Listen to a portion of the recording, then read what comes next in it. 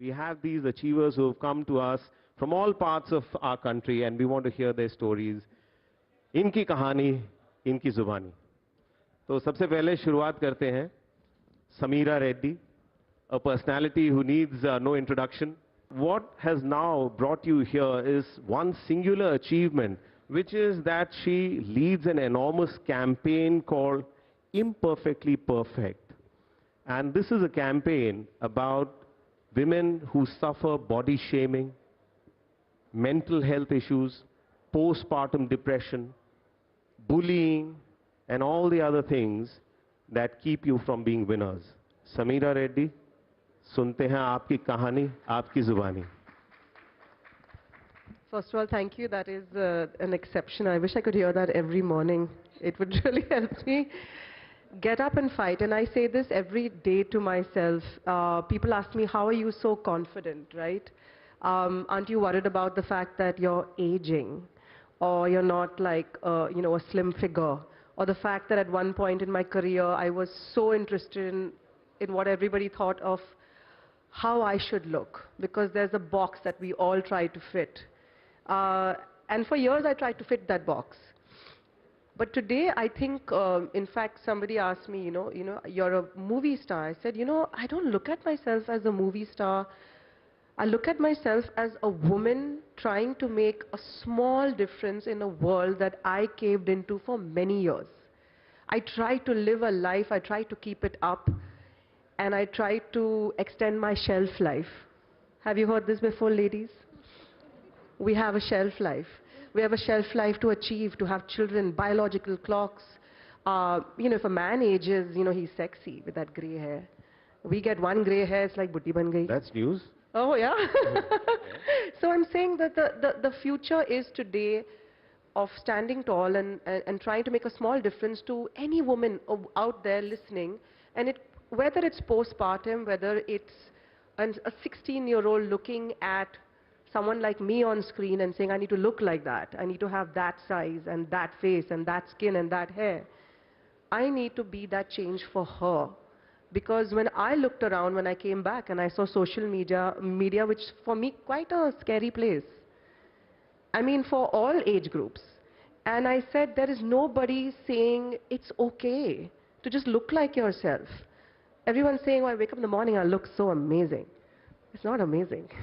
And that's where the story began. Yeah, it's good to be yourself because everybody else is taken, right?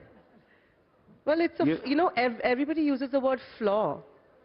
You're flawed because you don't look this way. I'm like, your flaw is what makes you unique, which becomes your superpower.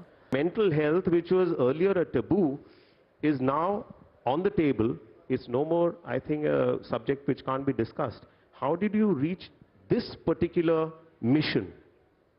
Because I think when I suffered postpartum depression and I didn't realize what I was going through, because everybody told me, oh, you're going to bounce back. You have to bounce back. What do you mean you have to? You have to feel good. You've had a baby. You need to keep it together. You need to look a certain way. You need to smile for the in-laws. You need to smile for the camera. You need to bounce back at work. You need to just get out there and just behave like nothing happened. And I didn't see anybody telling me, actually, it's normal. Today, what I'm trying to do is just tell women out there that if you are going through hormonal changes at any age, it's normal. So don't sit, and I didn't see any person out there being like a beacon of hope that it's okay to just, change sizes or not go back to who you were. Women need to redefine. We need to evolve, and we need to be told that that is the powerful thing. Not sticking to a certain way and saying the powerful thing is going back to that because it's safe. The fear of not being in that safe space is what I'm trying to break and say that's okay. And in fact, you're heading to a place which is going to be much better if you just believe in it. The next personality is a young lady who was the youngest female pilot to fly a Boeing 777 in the world. Wow. Captain Zoya Agarwal. She became the youngest woman pilot from India to fly and train on a Boeing in 2013. That was 10 years back. Then she became the youngest woman commander to pilot a your aircraft all the way from San Francisco to Bengaluru, which is one of the world's longest commercial air routes, over the North Pole 2 years back. So many firsts to your credit, Captain Zoya Agarwal. Welcome on board.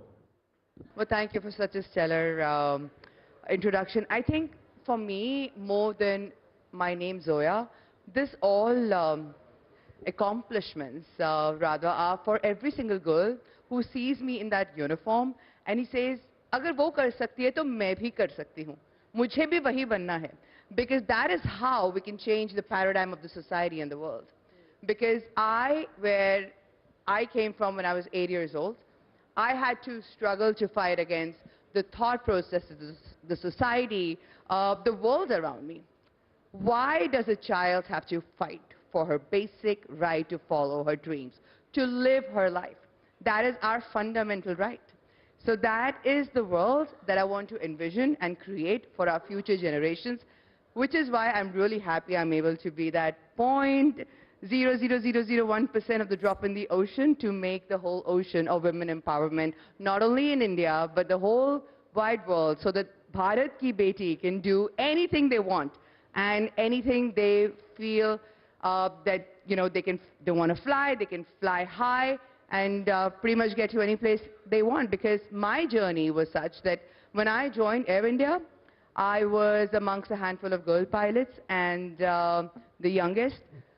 From there, Air India was always an equal opportunity employer. So the women empowerment was such a, you know, amazing thing that we always saw the airline doing for every single employee of theirs. We were given equal opportunities to rise, and from there, where I was amongst a handful of girl pilots in the whole population, today we have an astounding 15% of women pilots, which is amazing. And we also are the highest in the world, which is 12.4%. India is at the topmost point. So we are leading the world's statistics for women commercial pilots, and I'm super happy about all the Indian girls doing India proud. We now move on to a person who is coming from the land of the rising sun. Please welcome Rita Reddy from Arunachal Pradesh, an engineer who turned an entrepreneur and set up and founded the Nara Aba Winery. This is in her hometown, Hong Village in Zero Valley. And it has been a long journey for her, but she's made such a huge impact in her community, helped out thousands of people, farmers, to realize their potential, have better earnings, better opportunities towards a better life. And if I have to read out the list of awards she has received, including one from the Honorable Prime Minister a couple of years back, then that list will run into a few pages. Rita Reddy, आपकी कहानी, आपकी जुबानी. Good evening, ladies and gentlemen. And I'm really feeling very privileged and honored to be here this evening. And thank you to our very charming host today. So my name is Rita, and I'm an engineer by qualification. And I was working in a government department in my state government for many years. I started working at the age of 19. That's because I had to fund my own studies. So I started working very young. And then after that, also I got married early because I had a job, and then there's a norm that you have say a secured career, so you had to get married, and then I had children. Today my daughter and my husband, they are there, right here. They're watching me. And I must say that as a child, just like the previous speaker had said, I had that one quality in me that I always wanted to excel in whatever I do.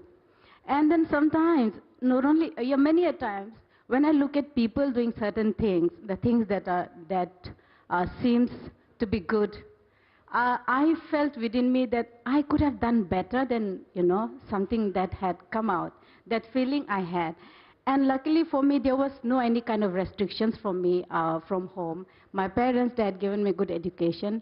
Thanks to the Christian missionary schools that were there in our place, I studied in Assam, although I'm from Arunachal. And then Yes, I was working, had a comfortable job. But then, like, my place, Zero Valley, uh, a lot of, we are, you know, culturally we are an agrarian by nature.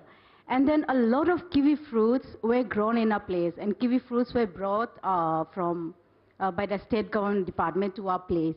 And farmers had cultivated lots, but then with a lot of investment and hard work, they grew the fruits, but then there were no market because roads were not good, and people in India and even in our place, they were not aware of these exotic fruits that were there.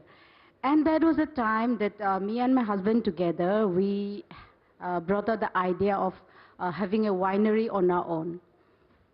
So that's how, like, from 2017 now onwards, we made wines out of kiwi, and we are apparently the first in the country to make wine out of kiwi, fresh and organic kiwi fruits.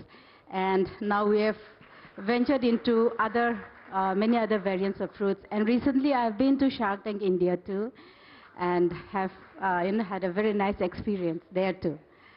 So that's all my journey, and so far.